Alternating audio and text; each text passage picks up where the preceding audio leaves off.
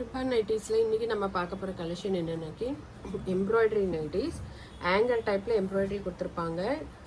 இதில் வந்து நமக்கு சைடு பாக்கெட் வந்துடும். பாருங்கள் எம்ப்ராய்டரி எவ்வளோ அழகாக கொடுத்துருக்காங்கன்னு. பிரிண்ட்டும் பார்த்தீங்கன்னா ரொம்ப அழகாக இருக்கும்.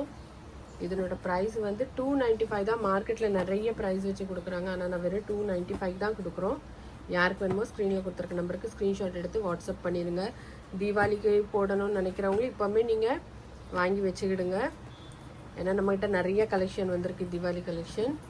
இதனோட ப்ரைஸும் 295 தான். இது பார்த்தீங்கன்னா பாட்டிக் பிரிண்ட் மாதிரி இருக்கும்.